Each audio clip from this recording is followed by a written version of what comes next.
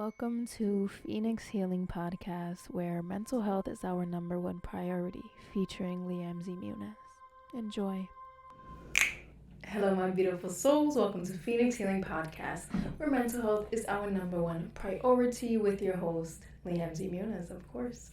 I hope you're feeling fantastic, and if not, I hope that this energy exchange can alleviate some of that pain and nasty energy. Okay?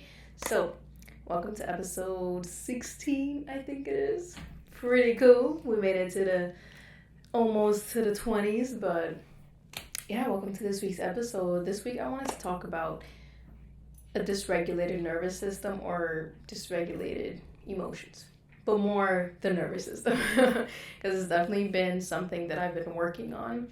And throughout my healing journey, I've noticed that it always goes back to regulating my nervous system and finding ways to heal and balance my nervous system. So we're going to talk about that today. We actually got some notes on deck because, I got to bring out the facts real quick. But before we get, every time I'm always out of breath.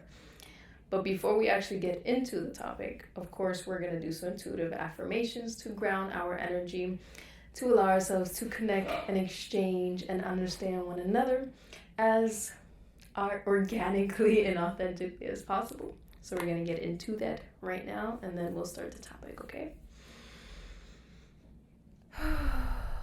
Start with a nice little deep breath, because I am more than enough. I trust in my body's ability to heal itself. I listen to the cues and messages that my body gives to me. I know what I need in order to be healthy. I know what I need in order to be fulfilled.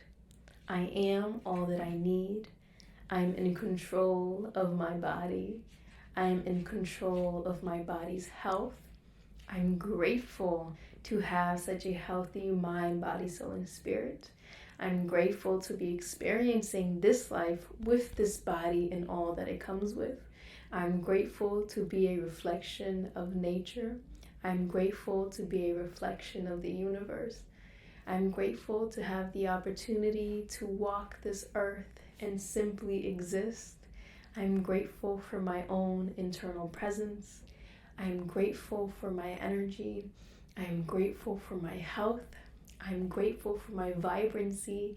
And I'm grateful for my internal fulfillment, as I am all that I need.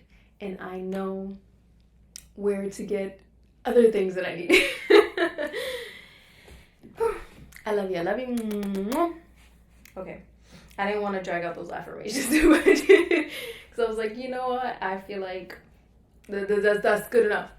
So, okay, having a dysregulated nervous system. So one thing, that's actually something that I'm still currently learning about, and that's why I wanted to film this, because it's been such a big theme during my healing journey, and especially now, because I'm seeing the effects and the changes of what regulating or starting to balance your nervous system can feel like, and how that can actually change your life and the way that you are living, right? So what is what is a healthy nervous system looks like? So a healthy nervous system, it's gonna maintain your body in a state of homeostasis.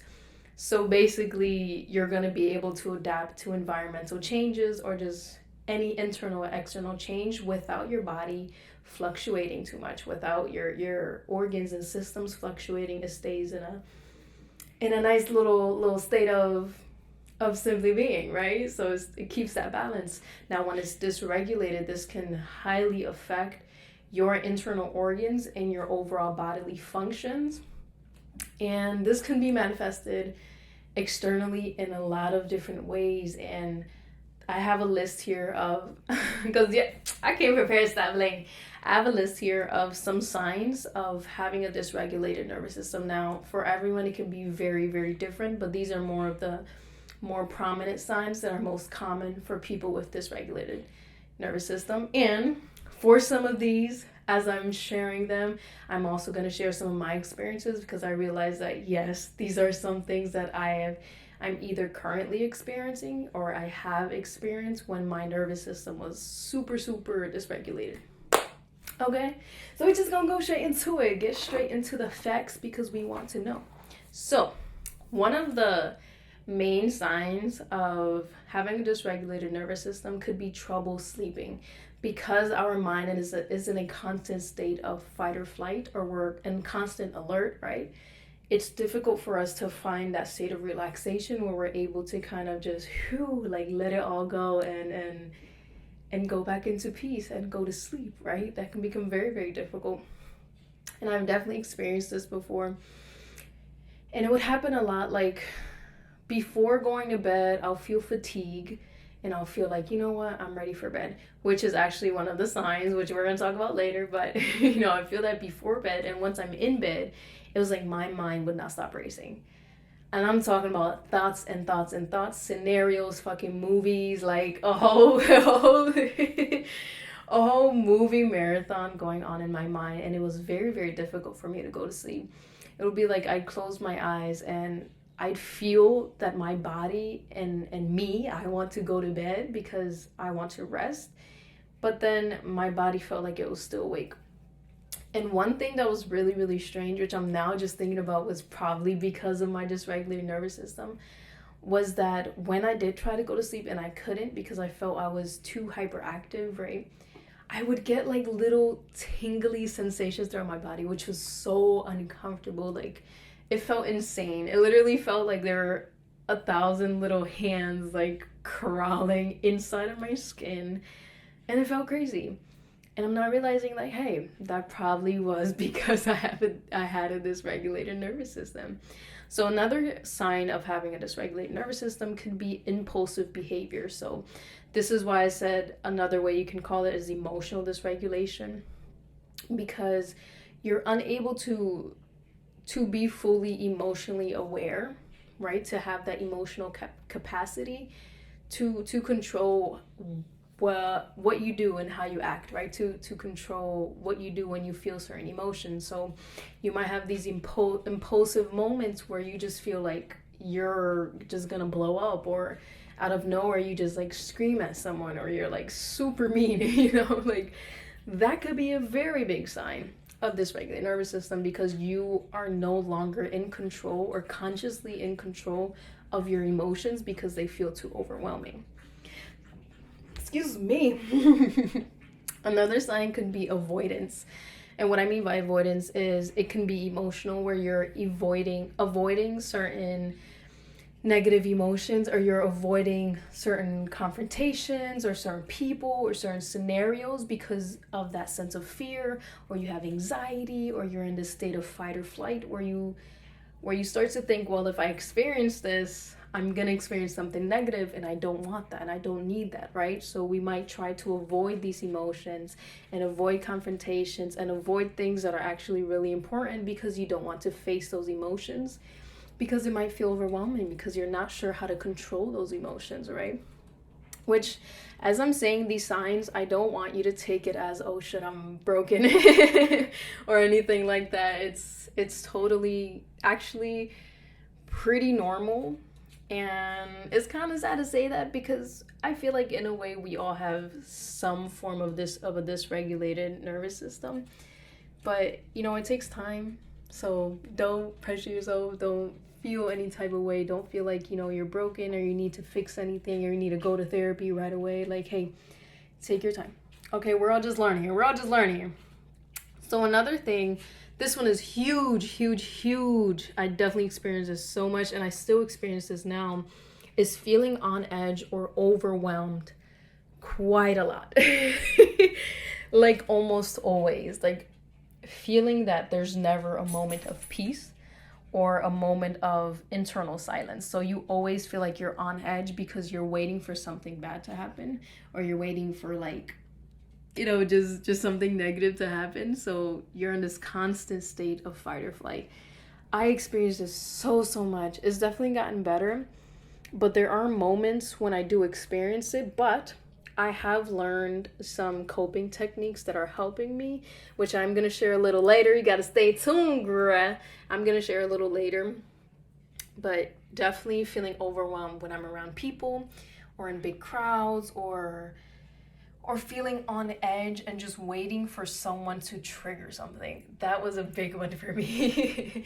And it was so overwhelming, and it was so tiring and exhausting, because it was like I couldn't just connect with someone or converse with someone or just be in an environment without feeling that I have to like protect myself, or I have to like be prepared to feel some kind of negative emotion. Like, it was some bullshit, basically. But hey, things happen, you know. Sometimes these are a reflection of internal wounds and trauma. And I am going to talk about primary causes, which one of them is being around an environment that is very loud and chaotic. It can cause you to overstimulate, in a sense, where you're in this constant state of alert. Okay? So don't beat yourself up for it. There's nothing wrong with you. You are not broken. If you ever feel these signs, you know, it's just your body telling you that, hey, I need some more attention. I need some more of your love. I need some more of your compassion, okay? So another sign could be, kind of goes with impulsive behavior, but being snappy or reactive. So it's like feeling like a volcano.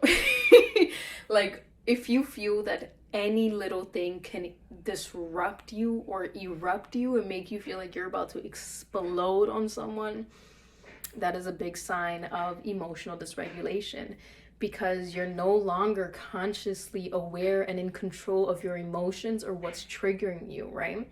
And this is something that for a lot of us can be normal to be triggered, but when you are triggered, it is your responsibility to take that accountability and say, you know what, okay, this is triggering me. I either need to stay away or I need to find why and try to understand it, so that when it happens, it's not causing me to step out of my authenticity and turn into someone that I'm not, right? Because we are not our emotions. And if you react from your emotions, that is not you. That is a reflection of some kind of wound internally, right? And that's what you need to pay attention to. So if you feel like you're snappy or reactive, or what's that word? I forgot. But if you're just, you know, snappy at people, then that could be a very big tell sign. Okay. Another thing, which I think so many people overlook, oh my goodness, is chronic pain and illness. When we think of chronic pain and illness, you know, in a very 3D perspective, we might think, okay, it's just, you know, something that passed through genetics, or or something I need to take medications for, something that I need to go to the pharmacy, get some drugs for, or go to the doctor, get surgery, but that isn't always the answer to healing your body internally or externally. Sometimes chronic illnesses and chronic pain is a sign of a dysregulated nervous system, because your nervous system isn't able to function in a way where it's able to process these energies and bacterias and whatever is going on internally, right? So just because you feel certain pains, like for example, for me, I used to have a lot of chronic pain in my hips, and I still do a little bit on the right side. But when you feel certain pains in certain areas, sometimes that can definitely be linked to energetic like stagnancy, like stagnant energies not being able to flow through, or your body not being able to communicate the right way, because there is something that is blocking it. And that's when you need to come in and start regulating and healing your nervous system, right? So it's like, when it comes to chronic pain and illnesses and like big things, even like cancer, like, I hate to be that person where it's like, you know what, I feel like we can holistically heal cancer. I do fucking believe that, and it has happened before. I mean, that's a conversation for another day, because we about to start arguing right now. But it's like, chronic pain and illnesses isn't just something that can be medically treated. Sometimes you do have to take a more holistic approach to it, you know, and take a internal stance rather than searching for external things to kind of bandage it and cover it up, because it is something that starts internally. Your body has everything that it needs to heal itself. Our bodies are fucking powerful as shit, like as fuck, right? But you need to give it the things that it needs. You need to give it the tools and the nutrients and the space and the energy and the love and the time for it to actually build that strength and become this one self-efficient being, you know what I'm saying? So yeah, chronic pain and illness. This one, oh my gosh, this is another one. Y'all, I'm over here telling y'all everything. But highly sensitive to sensory stimuli can be a sign of dysregulated nervous system. And I'm going to tell you about it. I'm going to tell you guys about this. Because for me, even now it still happens. I get so stimulated so quickly. And it becomes very overwhelming.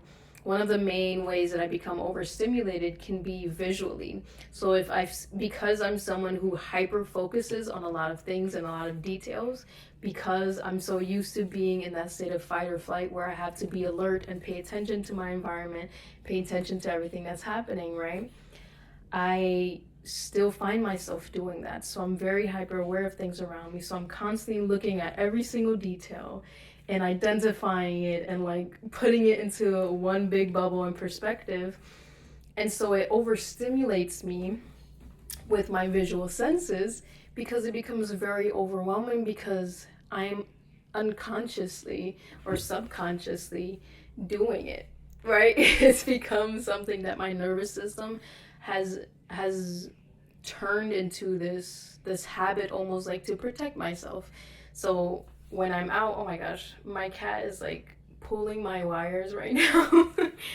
When I'm out and about or something, or if I'm driving even, I look at every single thing, but at the same time, I'm trying to like focus on one thing, and that can be very difficult and overwhelming because my nervous system is used to being on high alert and constantly paying attention to everything around me, right? So that could be one way you can be sensory. Oh my gosh.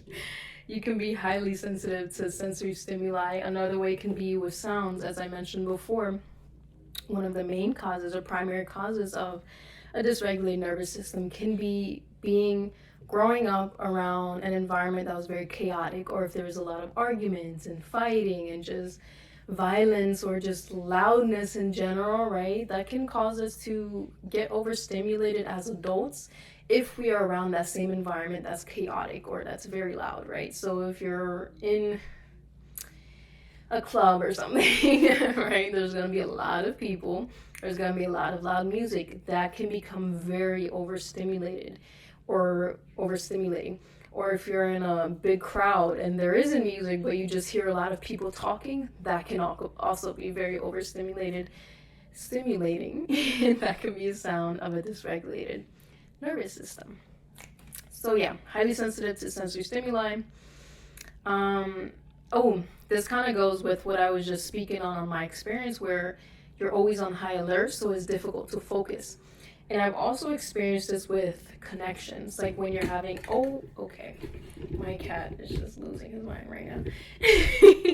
When you're having a conversation with someone, you can almost like dissociate in a way and lose focus from what that person is talking to you about, or the actual conversation in general, and you kind of space out in a sense. I have experienced that quite a lot. Hold on, y'all. I'm gonna pause real quick because the way my cat is shaking my camera about, we ain't gonna do this, okay? So give me like 5 seconds. Okay, I'm back. I had to get him out the room because I'm like, yo, what are you doing right now? But as I was stating, it becomes difficult to stay focused in a conversation even. And it kind of goes back to the stimulation where you're in constant high alert or in constant fight or flight. So it's difficult for you to focus on what someone is telling you or what you guys are even talking about on the topic, right? Because your mind is still trying to pay attention to your environment and everything else that is happening around you because it is in high alert. It's waiting for these things to happen. It's waiting for something to happen so that it can protect you. So really subconsciously, this is your mind and nervous system trying to protect you from experiencing traumatic events or experiencing things that overwhelmed you. And our job now as adults, right, is to teach our nervous system that we are safe. Regardless of the environment, we are safe. And yeah, so that was that one. always being on high alert, difficulty focusing, whether it's on a specific task or talking to people, that can be a sign of a dysregulated nervous system. One thing that I actually have experienced and I have seen a lot is, all right, there's a little technical difficulty here, but as I was stating, one thing that I have experienced myself and I have seen is a dysregulated nervous system manifesting as skin or gut conditions. And this is because the nervous system is a big part of our digestion, right? And it also reflects on our skin. So when our nervous system is dysregulated and it's not able to process the way it needs to process and do the things it needs to do, our skin and our gut health is going to reflect that. For me, this was huge, and I'm still kind of working on it, where it's like my gut health was fucking terrible. Like, bruh. Like, I would literally eat the smallest thing or even just drink water, instantly bloated, fucking 9 months pregnant. Very, very quickly. And that was a big sign that my nervous system was dysregulated because it wasn't able to digest and process the things it needs to process. And a lot of the times, it's not completely on your nervous system. It's also because of the things you eat. Our body cannot process foods and certain things that we consume if it doesn't feel that it's actually food for us. Like for me, whenever I eat dairy because I'm lactose, it's unable to process it because it doesn't see dairy as food and nutritious consumptions for my body. So it's not going to be able to process it. This is why, in order to regulate your nervous system and have a healthy nervous system and have that reflect on the way your body functions, you also need to take accountability and be responsible for what am I giving my body. If my body takes responsibility for healing me, keeping me safe and strong and all the things, what am I feeding to my body? What am I providing for my body? What tools am I giving my body so that it can actually build a stronger home for me? I did not take accountability for that. And even now, I still be eating cheese like a motherfucker. It's a guilty pleasure. I'm so sorry. Like milk, I don't really drink milk. I prefer almond milk or oat milk or something that, can substitute that. But cheese, y'all, I can't let go of the cheese. That's just difficult as fuck. So every time I eat something with cheese, I bloat and it causes a lot of disruption to my gut health and my digestion system. And that's because my nervous system is like, girl, the fuck is this? This ain't my food. So yeah, we need to pay attention to that. Those are the signs that our body is telling us like, hey, I need you to pay more attention. Like, what are you doing right now? So, beep, beep, beep, beep, boop. Now we're going to talk about some of the primary causes of a dysregulated nervous system, which one of them I already mentioned is a lot of our experiences in our childhood, which this goes to environmental factors, which can be if we grew up around a chaotic environment or a loud environment or an environment where people were violent or they were just very mean, they were negative, they consumed a lot of your energy. This can fuck up your nervous system instantly, like, because your body, so there's a part of your nervous system called the autonomic nervous system, which is basically in control of your unconscious responses. So when we're growing up and we're in these loud environments that are chaotic and very violent, our body is telling us, okay, we need to protect ourselves because this is not something we want to experience. This doesn't make us feel good. And so as we grow up, we unconsciously are going to project all of those memories and all those feelings, and we're going to constantly be in this state of alert and fight or flight because we feel that we're still in those memories and in those experiences because our nervous system got adjusted to it, right? So when we're healing our nervous system, it's really about breaking down everything it consumed and everything it learned and teaching it something new, right? Breaking down that old home it was in. Hold on, y'all. Let me give a ball to my cat because there's no way he's still here. It's like breaking down that old home and constructing a blueprint so that our nervous system can build that home itself, right? So environmental factors are very, very important.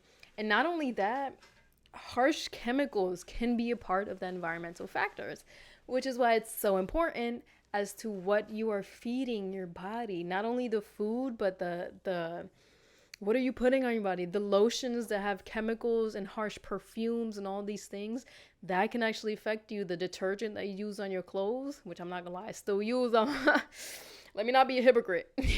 That can actually affect you because those chemicals are being absorbed into your body, into your skin, into your bloodstream, and your nervous system is taking that in and trying to use it to protect your body and heal your body. And it's not going to be able to because that's not something that's actually good for it, right? So these harsh chemicals and everything you use topically or internally is a part of environmental factors that can disrupt your nervous system. So it's just being very conscious of what you are giving your food, giving your body, feeding your mind, body, soul, and spirit, as well as the things as that you feed your mind. So the things that you are constantly paying attention to, giving your energy to, the things that you're constantly scrolling and watching videos on, that is going to affect your nervous system very, very much, big time, big time. So yeah, that's part of our responsibility. Our nervous system does the hard work and we just give it the tools and the things that it needs in order to do what it has to do, right? So another primary cause can be chronic stress. This is what's going to cause you to be on constant high alert. So as I stated, when it comes to childhood experiences, if you were in this constant state of having to protect yourself or feeling afraid of someone or feeling like, someone's going to be very violent towards me or someone's going to scream at me or just waiting for your peace to be disrupted, this is chronic stress. It's you constantly being in a space where you're stressing your mind, body, soul, and spirit. And so your nervous system is going to take that in and it's going to try to build a barrier around it to protect you from it. But really, it's just keeping you away from experiencing the rest of your life, right? So anything that causes you chronic stress, that makes you feel like you have to be on high alert, those spaces, those people, those jobs. Let's put jobs in all caps in your brain. Those jobs. If it is causing you chronic stress, it is not fucking worth any money. It is not worth shit because it's destroying you internally, and at the end of the day you're not going to be able to gain anything if you are not actually there consciously yourself. Okay. So all that energy you put into those stressful ass jobs, put it back into yourself and build something new for yourself that's actually going to be long-term and fulfilling for you. So yeah, primary cause, chronic stress. Another one is trauma. Again, we kind of spoke on this. It goes back to childhood. It can also be current. Current experiences that you're having can be traumatic. I feel like when I say the word trauma, I instantly think of like the most major fucking thing. Trauma can be a multitude of things. It can be physical, emotional, mental, spiritual, energetic. Trauma is just an event or an experience that caused you so much disruption in your mind, body, soul, or spirit that it kind of just lingers within you now, so it can come in many different forms. It doesn't have to be the most traumatic, like movie scene kind of experience for it to be considered trauma. Your experiences are valid. Your emotions are valid. Do not downgrade them or water them down because maybe they're not as humongous as other people who are on TV and telling their stories. Your story still matters. What you experience can be traumatic for you. And if someone else says, oh, that's not that bad, I would have just walked away straight and clean, they don't fucking know shit about what you've experienced. What they need to do is mind their business. That's none of your business, okay? So yeah, trauma can definitely dysregulate your nervous system. And this is one of the main things that can feel permanent. And to an extent, the memory of trauma and the effects that it has on you can actually be permanent.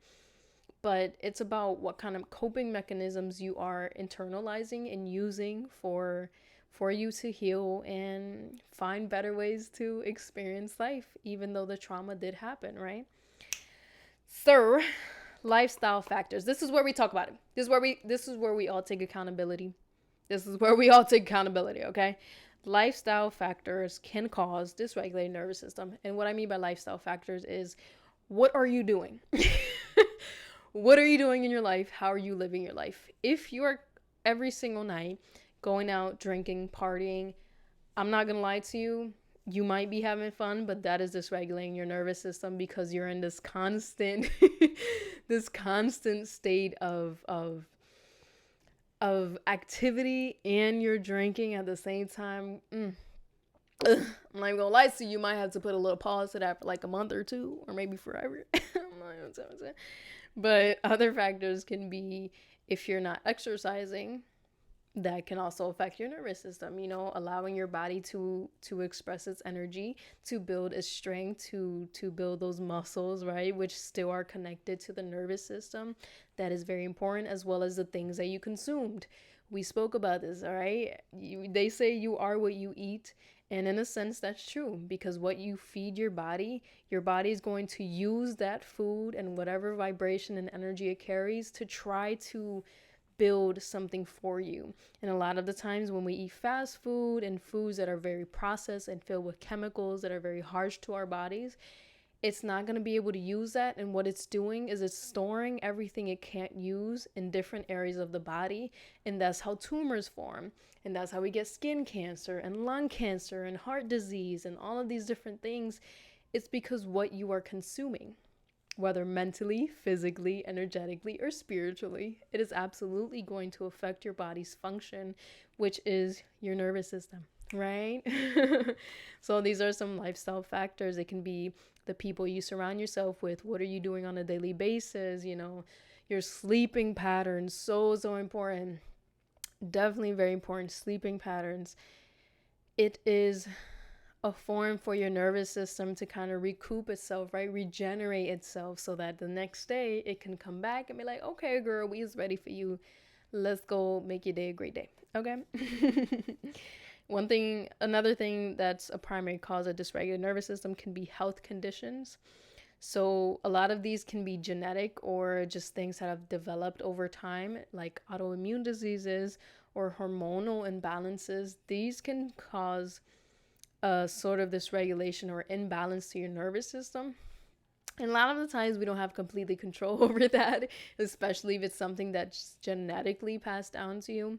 But we do have control again over the coping mechanisms and our lifestyle factors and choices on how we choose to move forward. Okay.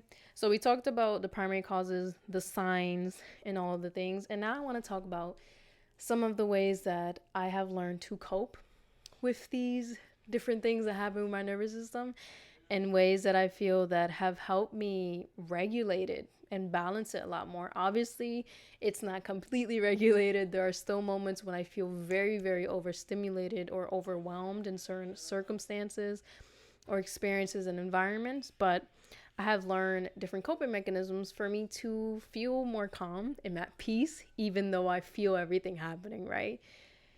One of the main things is when I feel overstimulated or overwhelmed in certain environments, I focus a lot on my breathing.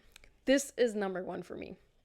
Focusing and being conscious of your breathing, because your nervous system on that what is it called? Your autonomic nervous system is in control of your breathing, because this is something we do unconsciously. So when you bring the consciousness to your breathing, it can help you kind of regulate the process of your nervous system. Because I have shared this before. I don't know if it was on my socials or on my podcast, but either way, I've shared this where it's like there are moments when I hold my breath without actually knowing or being fully conscious that I'm holding my breath, or I take very short breath because I'm used to being in this state of constant fight or flight. Excuse me. And so for me, it feels like in those moments when I get anxious or I feel overwhelmed, I can't fully expand because I don't want to take up too much space because of that fear that something's going to happen, or because I feel restricted.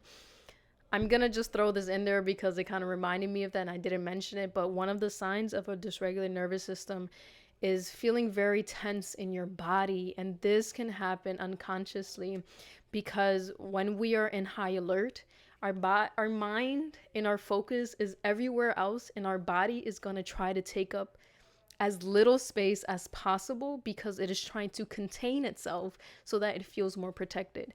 So for me, whenever I felt this anxiety or I felt overwhelmed or anything like that, I'd literally breathe like literally like little breaths, and that fucked me up because not only was my body already super super tense, but I wasn't able to take full breaths. So I wasn't getting enough oxygen in my body, and I started to feel lightheaded, and I started to feel all these other symptoms that were in relation to my breathing. So now one of the coping mechanisms for me is definitely to be very conscious of my breathing. And one thing that I like to do that I'm going to share with you because it's helped me so much is taking intermittent, I never know how to say these words, what the hell? Intermittent breaths. So instead of taking one full deep breath, I take them by section. So it's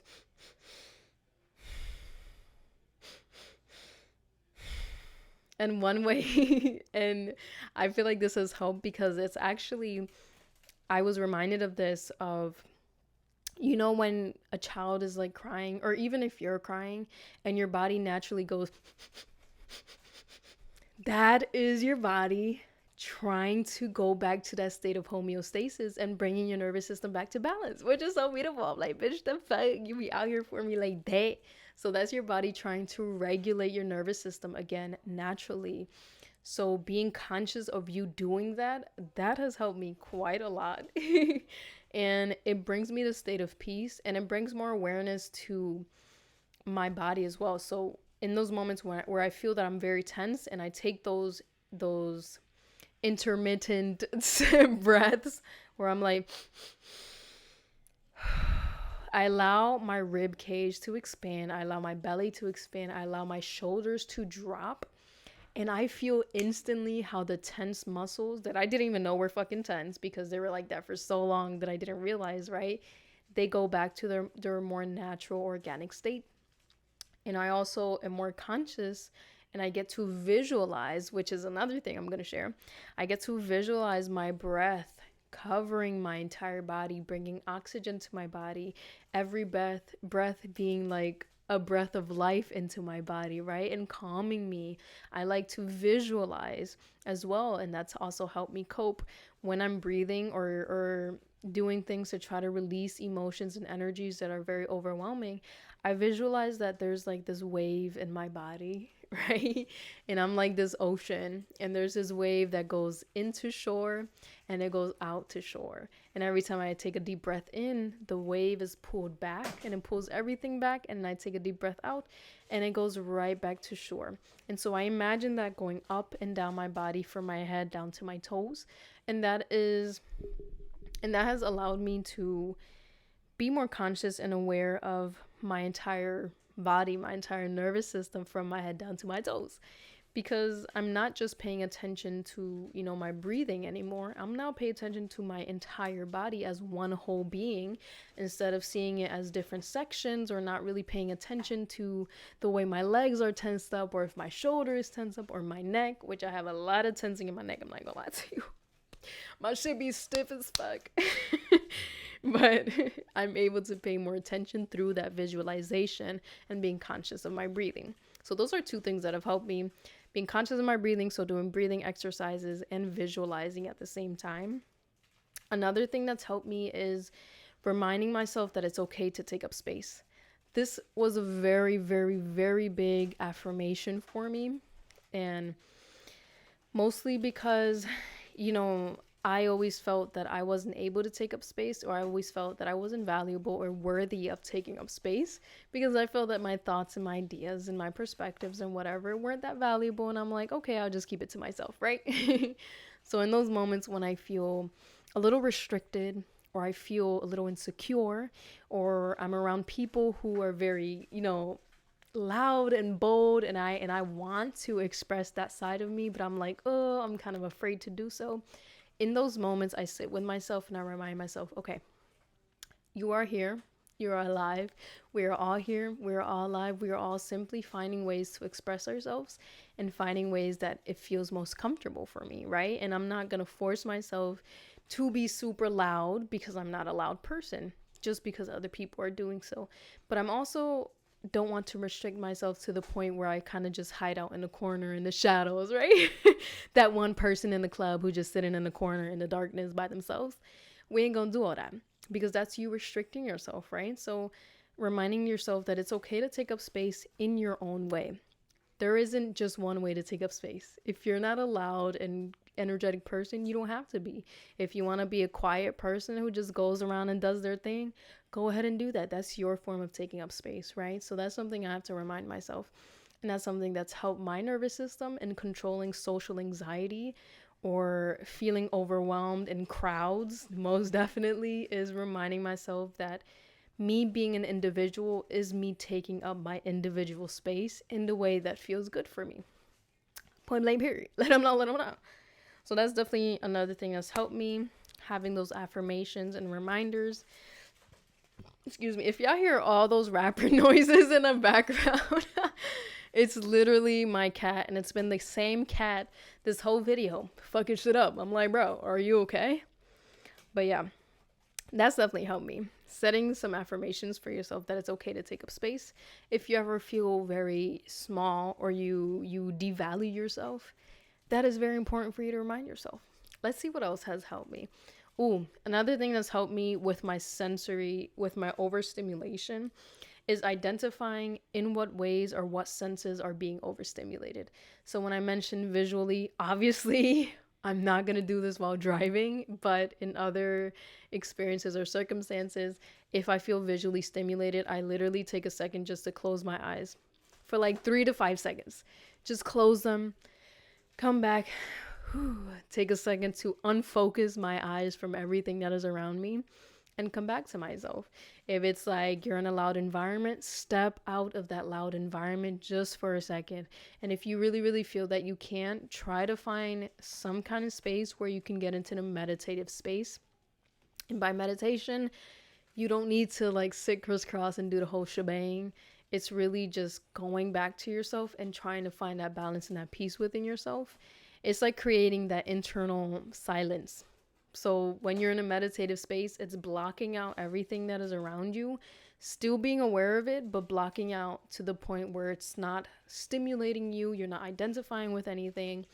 You're not trying to control anything. You're just simply there. Okay. So that's helped me being able to identify how am I being overstimulated when it comes to my senses, and finding the best ways to move forward and actually help myself to alleviate that overstimulation.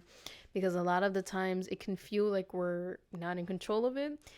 And obviously, when it comes to our nervous system response, we're not totally in control of it because it's something that is already done, you know? But your response to that response, you are 100% in control of. So if you're just going to allow yourself to sit in that loud environment and continue to overstimulate yourself, you're kind of neglecting it. So that's on you, right? Taking accountability and understanding that I can remove myself from this space, or I can take a moment just to step back and be silent for a little, okay? That has definitely helped me. Being conscious and self-aware. What else? I'm trying to like think of every nervous system dysregulation sign that I've experienced or I'm currently experiencing, and ways that I'm coping with it, or ways that have helped me. When you feel that you're about to blow, like when you feel that your emotions are like their peak sensitivity right now, and any person, anything said or done to you can literally light the fire. This has helped me so much. And it's, again, going back to that self-awareness, taking a step back, taking a minute to breathe and kind of come back to yourself before responding. So thinking before responding. If you already feel your emotions bubbling, right? And you know that you're about to have some sort of confrontation or just conversation, or you're going to be around people who you feel might trigger those emotions more, take a step to come back to yourself. Remind yourself, I'm not my emotions. I'm simply here experiencing it, and I'm observing these emotions flowing by, and they're going to pass. Okay. And before you respond to whatever's happening around you or in your environment, keep going back to yourself. Keep reminding yourself, I'm in full control. I'm not my emotions. I'm in full control. I'm not my emotions. And approach whatever confrontation or environmental factor you are in a state of neutrality. If you feel that you can't be like this super positive person because you're still feeling those emotions, that's okay. You do not need to respond all the time as the fucking sunflower beam, right? As a fucking sunbeam. It's okay for you to be neutral. Obviously, don't be passive aggressive because that's you still responding through those emotions. But pay attention to those emotions. Put them to the side, like hold their hand just for a second, be that adult, step up, take the higher ground, and respond from a place of neutrality instead of responding from those emotions or trying to fake and mask those emotions and respond from like, yeah, I'm here, oh my God, like da-da-da-da-da. If you're not actually feeling that way, be truthful with yourself, you know? That's one thing I've learned is I've always tried to please other people by trying to be, you know, happy all the time and trying to show them the best side of life. It's like, girl, in all honesty, I'm not feeling the best right now. And I'm not going to respond from a state of these negative emotions that I'm feeling, but I'm also not going to mask those emotions and try to act and, you know, express a part of me that I'm not feeling, you know? So I'm going to be neutral. I'm going to respond very blandly and neutrally, probably going to sound like I have no emotions in that response, but hey, that is what's working best for me right now because I'm still in full control of my emotions and I'm not projecting and throwing anything onto you. You know what I'm saying? That's you taking a higher ground. That's you being that boss lady, that boss bitch. Let them know. So I'm trying to think what else. What else has my dysregulated nervous system taught me to do? Those have definitely been the main ones that I've been doing lately. Yeah. Honestly, those have been the main ones for me. I don't think I have anything else to share in terms of coping mechanisms. You know, I was like, you know what? I might just go online, search up some coping mechanisms and share it with you guys. But I'm like, that doesn't feel natural to me. I'm not going to do that because I'm not just giving these like, oh yeah, this is the answer to all of your problems. I'm not doing that. I'm sharing what works for me. You can try it if you want to. If it doesn't, then it doesn't. You know, there's plenty tools out in a toolbox of this world, but this is what's just been working for me, what I've been doing lately. Yeah, I don't know if there's been any more. Let's kind of look back to the signs. So trouble sleeping, impulsive behavior, avoidance, feeling on edge, snappy, reactive, chronic pain, illness, highly sensitive. Ooh, something that's helped with my chronic pain and illness. See, that's why we got to go back to the notes. Something that's helped with my chronic pain and illness, especially around my hips, is moving my body. In whatever way this looks or feels most comfortable and best for you, this can be dancing. This can be you doing exercises, working out. This can be you doing, I don't know, jumping jacks. Like literally doing anything that allows your body to move in a natural flow. That has helped me tremendously. And honestly, I'm currently looking for other ways that I can do that. You know, I work out, so that's one way that's helped me. But in those moments where I don't want to put too much pressure on my body and I just want to allow it to flow naturally, I put some music and I allow my body to flow in the way that it wants to flow. Even if I look fucking ridiculous, like SpongeBob and Squidward in that one episode with the jellyfish. Dun, dun, dun, dun, dun, dun, dun, dun. If you gotta look like that, then you gotta look like that. Like that's nobody's business but yours. So that's definitely helped with chronic pain and well, not really illnesses. I haven't had chronic illnesses, but for chronic pain throughout my body, allowing that energy to flow. Because what I've noticed is one of the reasons why I like to do stretches and perform some yoga poses and things is because our body, it carries so much energy and is constantly flowing. And when we are not allowing it to move, or you're like a little couch potato, that energy is going to now become a stagnant little pebble in your river, and it's not going to move unless you give it a little push, right? Unless you give it a little wave to kind of move with. This kind of goes with what I was speaking before in one of my last episodes, where I mentioned that our river is in this constant state of flow, and there's gonna be little pebbles here and there of stagnancy and stagnant energies and certain things that kind of try to disrupt that flow. But the more you focus attentively on those little pebbles, the more they're not gonna move, because you're not even paying attention to the rest of your flowing waters. Maybe you just have to like move with it and let it kind of push the little pebble on its own. So this has helped me a lot in terms of not only loosening up my tendons and my joints and my muscles and all that, but also allowing my body the opportunity to express naturally and physically in ways that I usually didn't allow it to express in, right? And this has opened up a lot of things for me physically and with my body.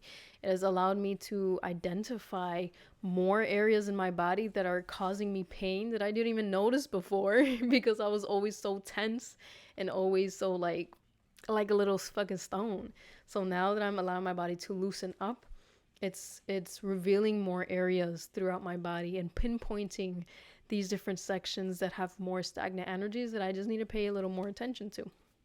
So that's helped me with chronic pain, is definitely finding ways to move your body.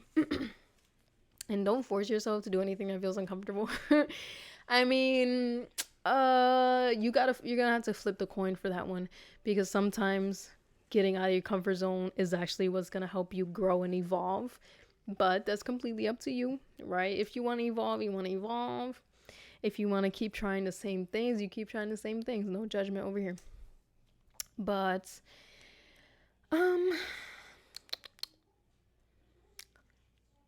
definitely with the breathing technique, that has also helped me with being on high alert or not being on high alert, because when I am on high alert, I kind of forget about my body. I kind of forget about myself, and I'm no longer conscious of me. I'm more conscious of my environment and everyone else around me, and everything that everyone else is feeling and saying and whatever, right? So again, with those breathing exercises, with the visualizations, sometimes if you want to do a little physical stimuli like tapping on yourself, like a little tappy, or sometimes I like run my fingers together.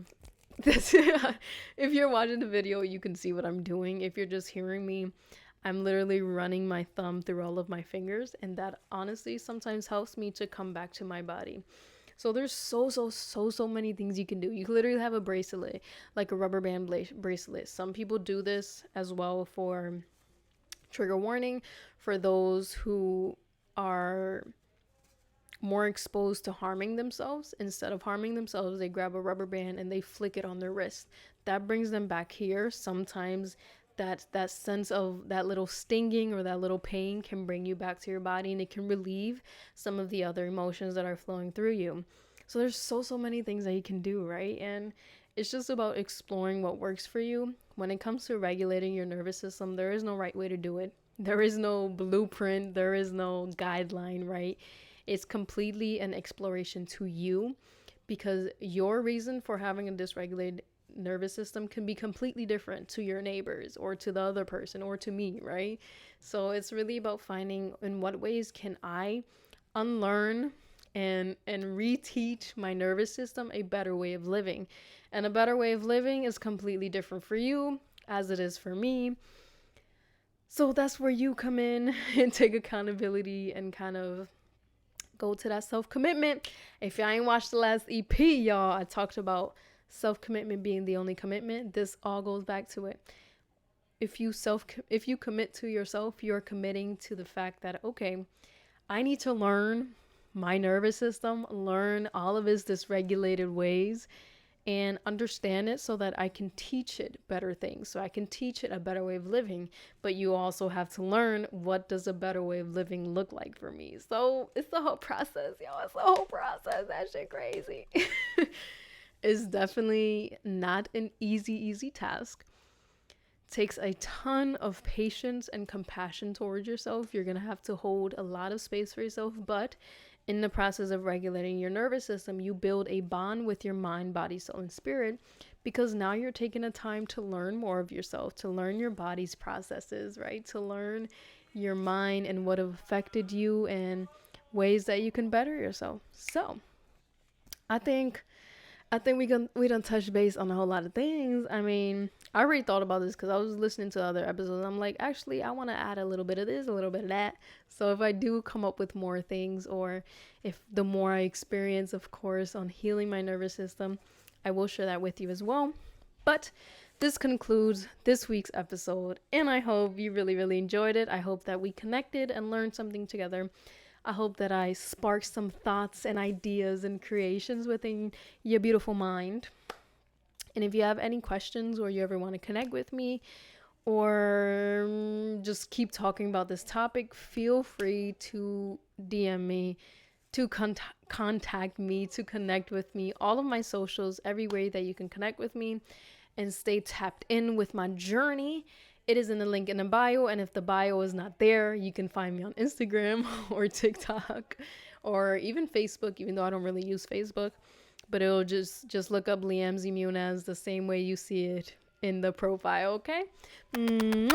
I hope you have an amazing morning, day, evening, night, whatever it may be for you.